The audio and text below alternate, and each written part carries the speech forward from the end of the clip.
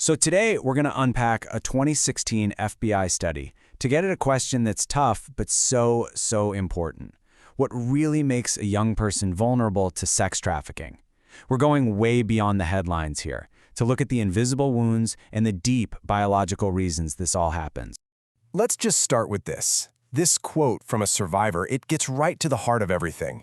It wasn't about some kind of glamour or trying to rebel. It was all about a fundamental human need, the simple need to belong. That feeling, or really the lack of that feeling, that's where this whole story begins. So how does a young person get to a place where that need is so powerful it becomes this massive vulnerability? Well, to really get it, we have to look past the crime itself and dig into the science of how we're all wired as kids. Okay, so our journey here starts with a really foundational concept in psychology that explains how we first learn to connect with the world around us. It's called attachment theory. I want you to think of this secure base as like a home port for a child, right? It's that trusted person you just know will be there for you, and that gives you the confidence to go out and explore the world to figure out who you are.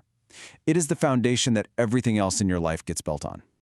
But what happens when that foundation is shaky? The study points to all these different factors, things like neglect, or constant stress at home, or being bounced around between foster homes. Each one of these is like a crack in that foundation, and it leaves a child feeling unsafe, unmoored. And that creates that deep vulnerability we're talking about. Okay, now this is where things get really interesting, because we're about to jump from psychology straight into biology. See, these early experiences, this lack of a secure base, they aren't just memories. They literally get built into a child's developing body. There's this incredible idea in science called biological embedding, and it's such a powerful concept. It means the body physically adapts to survive a harsh, stressful environment. The brain, the way you respond to stress, it all gets sculpted by what you go through early on, and that has consequences for your entire life. So here's basically how it works.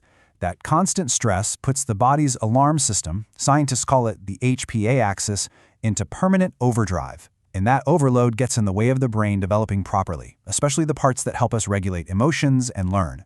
The brain is essentially rewired for one thing, immediate survival, and that often comes at the expense of long-term health. And, this rewiring isn't just some abstract concept. It has huge real-world consequences. Being in that constant state of alert can lead to all sorts of chronic health problems. And it also makes it much more likely for someone to turn to substances, just trying to find a way to calm that overloaded system down. So what you have is this perfect storm of emotional need and biological wiring. Now let's look at how traffickers have become experts at finding and exploiting that exact opening. Take a look at this diagram from the study. It's brilliant, really.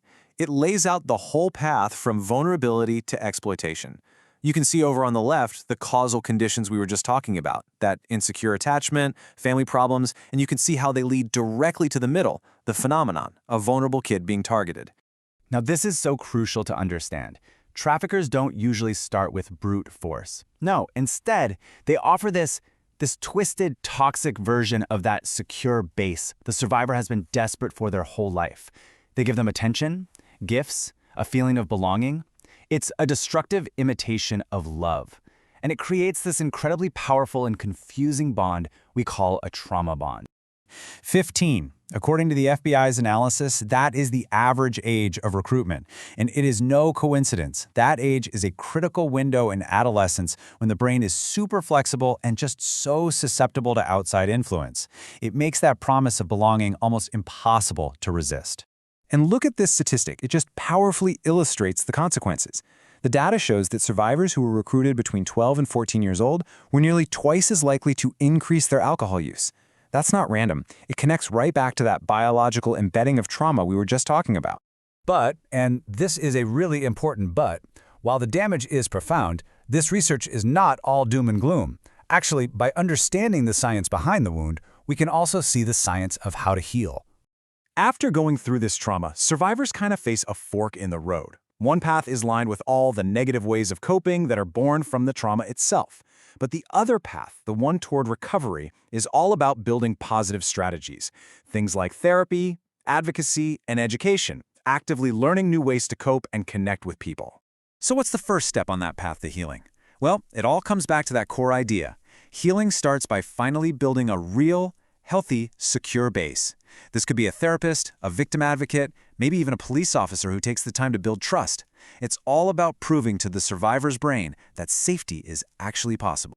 This quote from the research, wow, it is just so powerful. It's basically confirming that the brain is not stuck. There's this amazing thing called neuroplasticity, which means new, healthy relationships can literally help rewire the brain. They can create new pathways and start to overwrite those old patterns of trauma. The healing is literally biological. And really, that's the central hopeful takeaway from this entire study. The very thing that creates the vulnerability in the first place, our deep biological need for connection, is also the key to our resilience. Healing isn't just some emotional journey, it's a biological one, and it's rooted in the incredible power of safe, trusting human connection.